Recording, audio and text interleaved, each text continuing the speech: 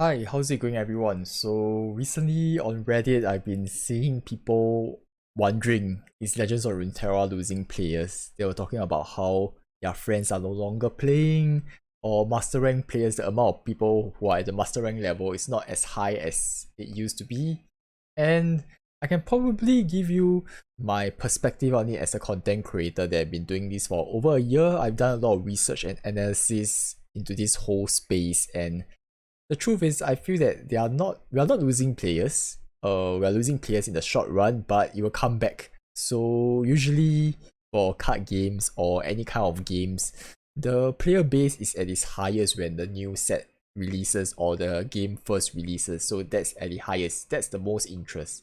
Then over time it will kind of drop off until the new DLC or the new set arrives. Then it goes up again. So it kind of ebbs and flows like most of the games.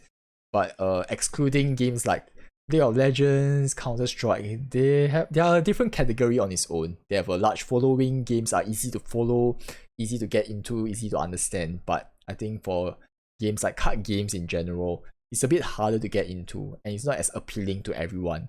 Hence, you have this kind of interest. And of course, I mean, for a casual player, picking between a Counter Strike and a card game, I think you would probably pick the Counter Strike, right? Because you get to play with friends, it's much more exciting. That's how it is, or League of Legends as well.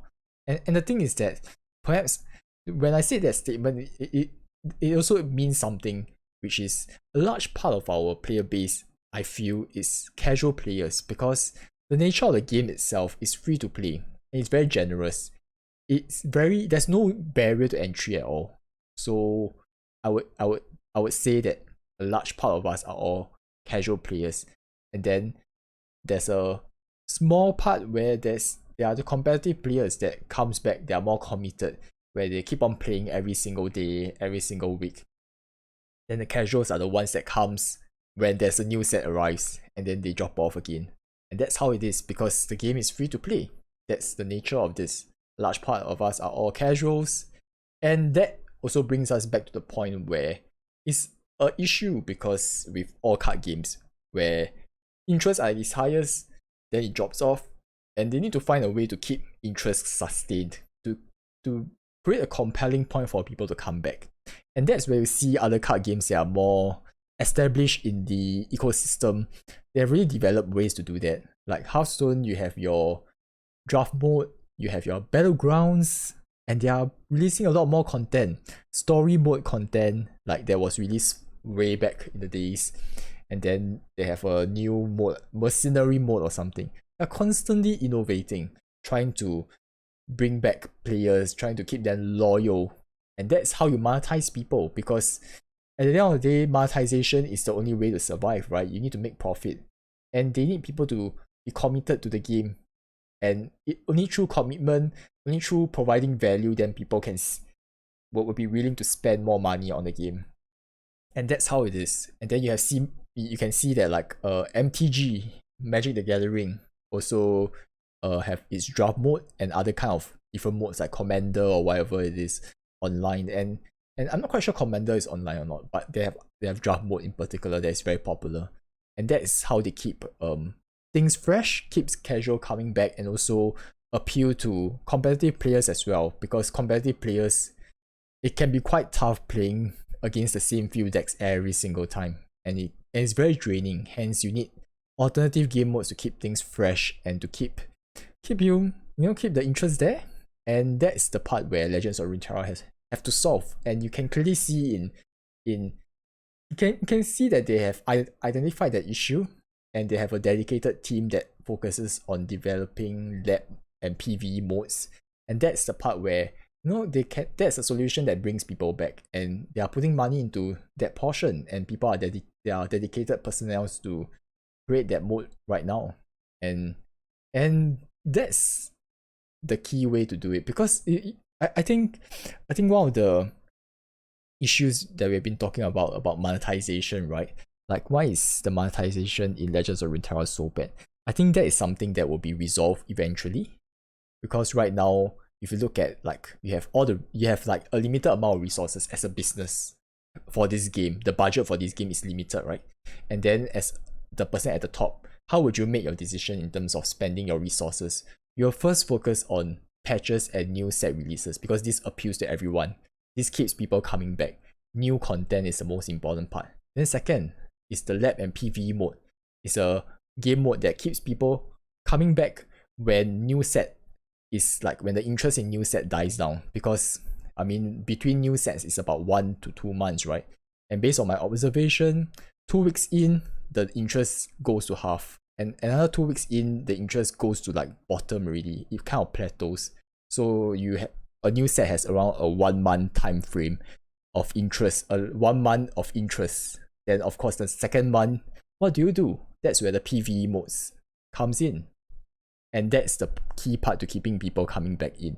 And once you have a loyal player base of casuals or competitive players where they see value, where they enjoy the game, that's where you can start monetizing. And that's where the monetization problem kind of resolves itself, which is once you have all these modes, people are committed, people are loyal, people are willing to spend money, and that is the time where Riot can spend resources into researching or innovating on monetization opportunities.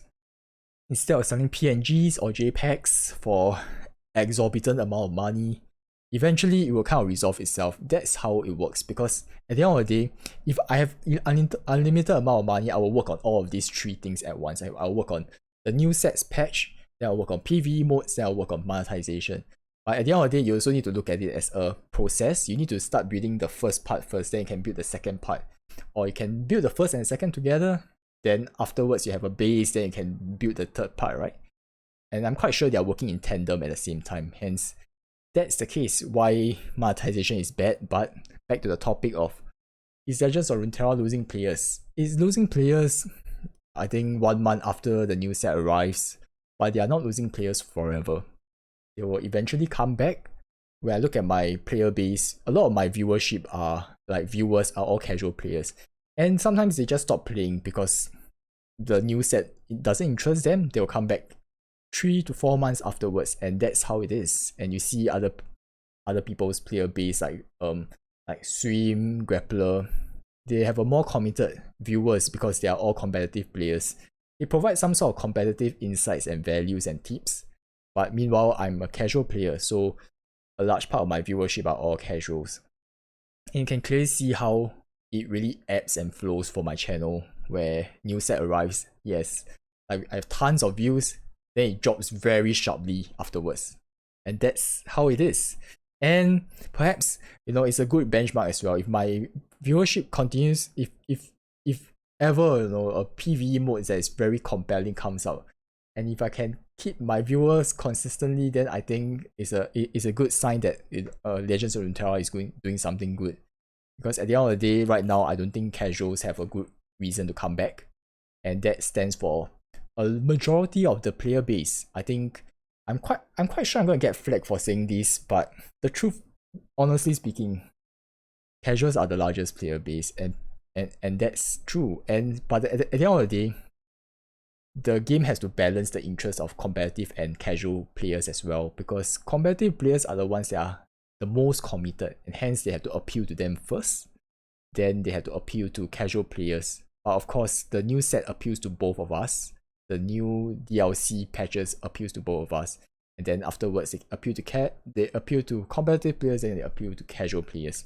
So competitive in the sense of competition, gauntlet modes where maybe it needs more improvement or something. Then of course PvE modes where it appeals predominantly to casual players and sometimes to competitive players. And that's something that they have to resolve in order for them to be kind of successful or be sustainable in the card game ecosystem. Because right now they pale in comparison, I would say, in terms of the business sense and in terms of providing a compelling reason for people to come back. Because at the end of the day, right, I keep on saying at the end of the day, but the thing is, being a generous economy, providing a lot of free cards, it's compelling, but it's not enough to keep people coming back. It gets people into the door, but they are losing people, hence they need to complete that second part. They get people in, they need to keep them in forever. and that is where it is lacking. It's severely lacking, and that's the part where that's why you see you have people dedicated to PvE modes. When I first saw it, was like, wow, they have a lot of money. They're spending time onto all these different modes, and it kind of makes sense now in hindsight if you look at it. And that's my opinion. So I'm just wondering if you have any opinions on this, you can just share it below. It'd be interesting to hear what you all have to say. Yeah.